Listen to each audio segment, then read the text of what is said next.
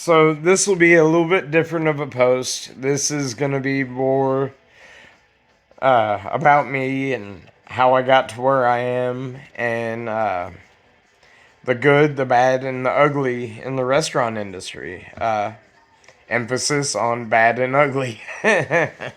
So for me, I didn't know my father, don't know his side of the family. Uh, so my mom's parents, I was extremely close with. Anything that came out of my grandma's kitchen, it was scratch. She did not do shortcuts. She really instilled the love of cooking for me. She had a garden the size of a football field. I would wake up alone, butt crack of dawn, and go up and down each row and give Grandma a comprehensive list of what's ripe, what'll be ripe tomorrow, what's rotten, what blah blah blah, and bring it into her when she woke up, and we'd spend the day in the garden, and she instilled the food, a love of food for me. Then 18 or so, a restaurant job like Ruby Tuesdays and O'Charlie's is, or any generic Chili's, whatever. You can walk in and get hired on the spot that day with no experience whatsoever. Uh, so I did that with O'Charlie's.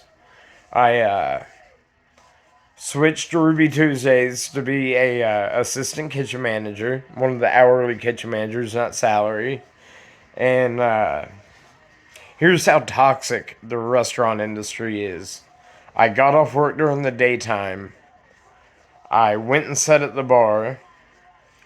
I had quite a few drinks and then proceeded to do an 80 milligram Oxycontin. Well, I overdosed right there in the bar. Had to call the EMS. Brought me back to life, thank God. And I went back to work the next day. They didn't even fire me for overdosing in my place of business. It's awful. Like, talk about enablers. Like, again, at Ruby Tuesdays, my boss, I won't name him, but if I was feeling, dope sick or whatever, he would get like $20 or something out of petty cash and give it to me and be like, be back in an hour. We need you. And he would let me go get well and come straight back to work. You know, I've had nights where I got off work and, I was deep in the liquor sitting at the bar at work. And they came out and gave me $50, paid my bar tab, and told me to go back there and cook because somebody called out. Like, what kind of fucked up shit is that?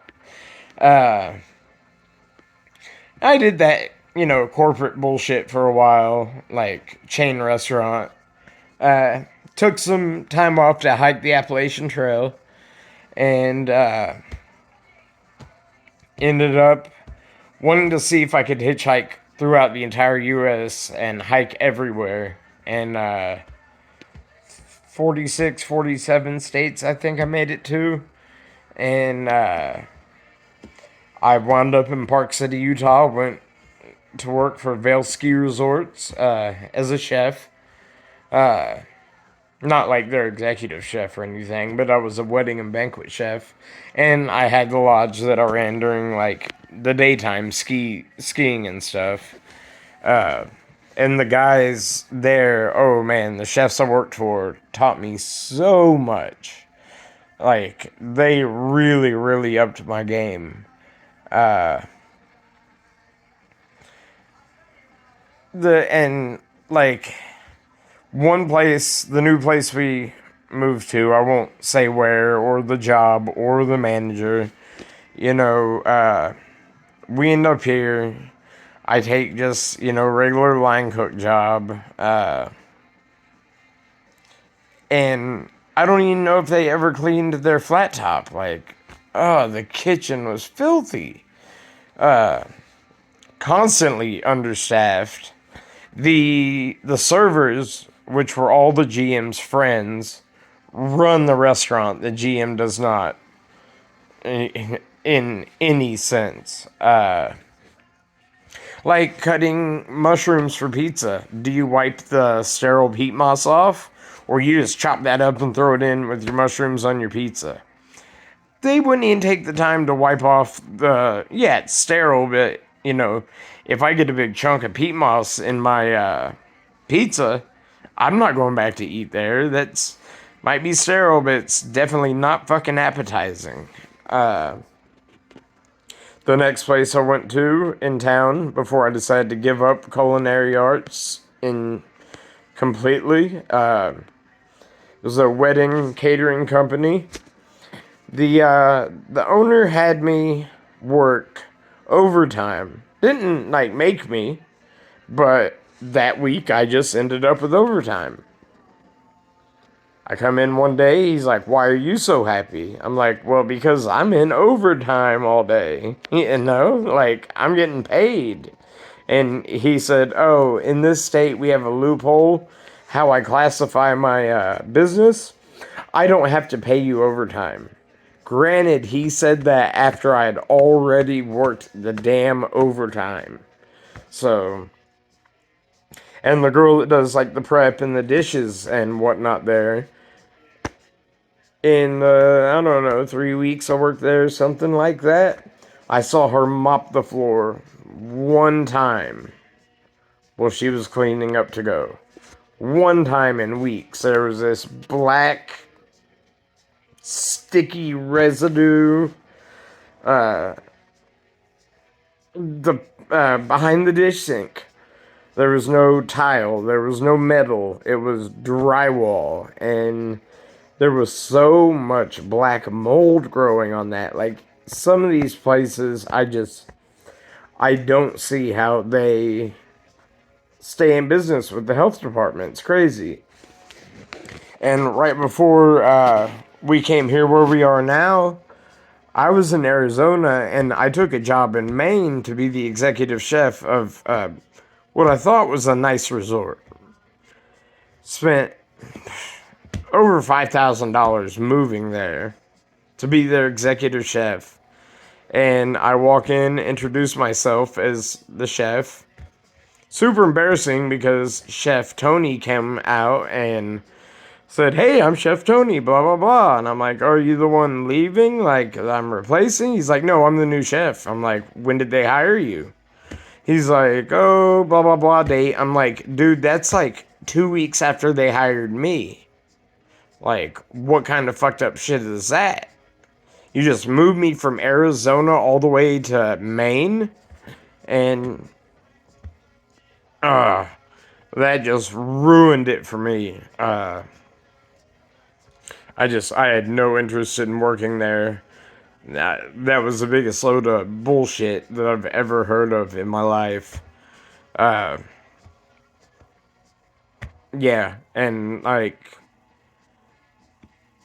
I even called them like a couple weeks before we left to drive up there to say, "Hey, we haven't talked in 2 weeks. Just want to make sure everything's everything.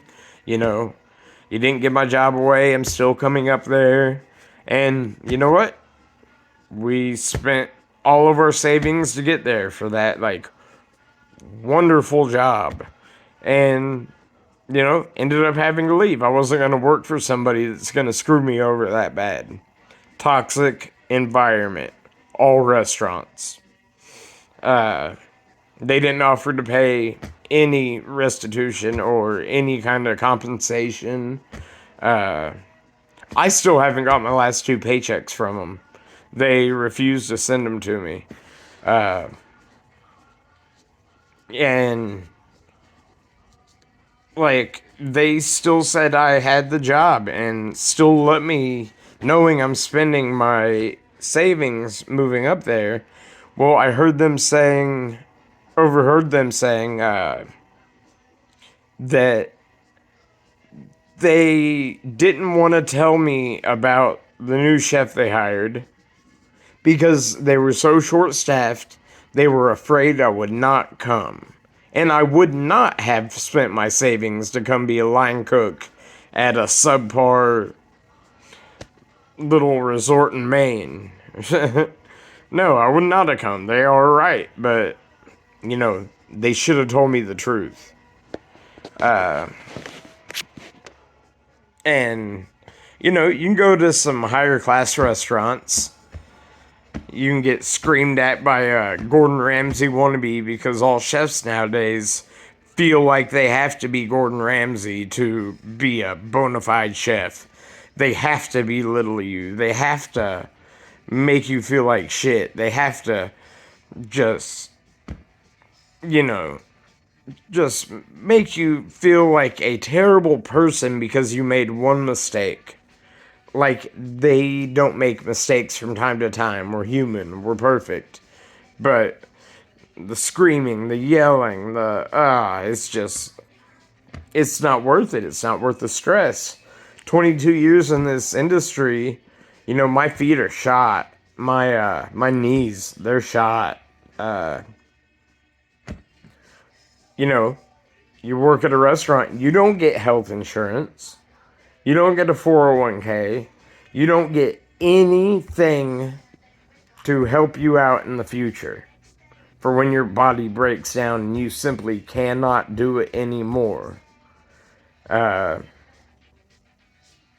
then, like, there's no safeguard. Like, you're gonna find out you can't do it one day, you're gonna quit, and you're gonna have a resume that doesn't match anybody's needs. You've been a chef for X amount of years.